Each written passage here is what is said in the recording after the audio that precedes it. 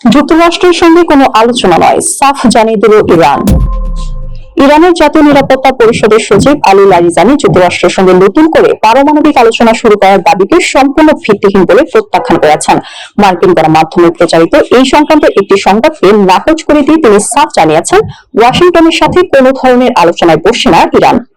2 March সোমবার সামাজিক যোগাযোগ মাধ্যম এক্সে দেওয়া এক পোস্টে লারিজানি তার এই কড়া অবস্থানের কথা জানান। তিনি বলেন, আমরা আমেরিকার সঙ্গে কোনো আলোচনা করব না। সম্প্রতি মার্কিন সংবাদ মাধ্যম ওয়াল স্ট্রিট জার্নাল এক প্রতিবেদনে দাবি করেছিল যে ইরান পুনরায় পরমাণু চুক্তি নিয়ে আলোচনা করতে আগ্রহী। ওই প্রতিবেদনে বলা হয়েছিল, ওমানের মধ্যস্থতাকারীদের ব্যবহার করে আলী লারিজানি নিজেই এই আলোচনার জন্য চাপ দিচ্ছেন। বিশেষ করে বর্তমান আঞ্চলিক পরিস্থিতির প্রেক্ষাপটে এই দাবিটি বিশ্ব রাজনীতিতে আলোচনার জন্ম দেয়। ওয়াল স্ট্রিট জার্নালে সেই খবর প্রকাশের পরপরই তেহরানের পক্ষ থেকে তীব্র প্রতিক্রিয়া আসে। লারিজানির আজকে এই বিবৃতি সেই জল্পনার অবসান ঘটালো। সংশ্লিষ্ট বিশ্লেষকদের মতে ইরান তাদের জাতীয় নিরাপত্তা ও পরমাণু কর্মসূচির বিষয়ে আগের অবস্থানেই অনড় রয়েছে। মূলত ওমান দীর্ঘ সময় ধরে ইরান ও পশ্চিমা দেশগুলোর মধ্যে মধ্যস্থতাকারী হিসেবে কাজ করে আসলেও বর্তমান পরিস্থিতিতে কোনো আনুষ্ঠানিক আলোচনার সম্ভাবনা উড়িয়ে দিলেন এই ইরানি নীতি নির্ধারক।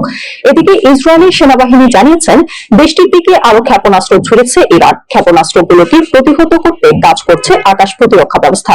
2 মার্চ সোমবার স্থানীয় সময় সকালে একথা জানায় ইসরায়েলি সামরিক বাহিনী। আল জাজিরার প্রতিবেদনে বলা হয়, বাসিন্দাদের বাংকারে আশ্রয় নিতে এবং পরবর্তী নির্দেশ না দেওয়া পর্যন্ত সুরক্ষিত স্থানে থাকার আহ্বান জানানো হয়েছে।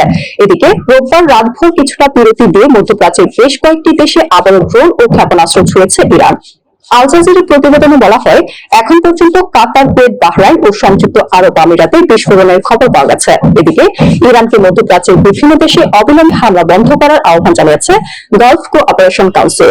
মার্কিন প্রেসিডেন্ট ডোনাল্ড ট্রাম্প এখন আমেরিকা ফার্স্ট নীতির পরিবর্তে ইসরায়েল ফার্স্ট নীতিতে বিশ্বাসী। সম্প্রতি নিজের এক্স অ্যাকাউন্টে এমন মন্তব্য করেছেন ইরানের নিরাপত্তা কাঠামোর অন্যতম শক্তিশালী ব্যক্তিত্ব আলী লারিজানি। লারিজানি বলেন, ট্রাম্প নিজের হেয়ালিপনার কারণে মধ্যপ্রাচ্যকে বিশৃঙ্খলার মধ্যে ফেলেছেন এবং মার্কিনীদেরও জীবনের ঝুঁকি তৈরি করেছেন। তিনি আরো বলেন, মার্কিন প্রেসিডেন্ট এখন স্লোগানও পাল্টে ফেলেছেন। আমেরিকা ফার্স্ট স্লোগানের পরিবর্তে এখন ইসরায়েল ফার্স্টই যেন তার স্লোগান হয়ে উঠেছে।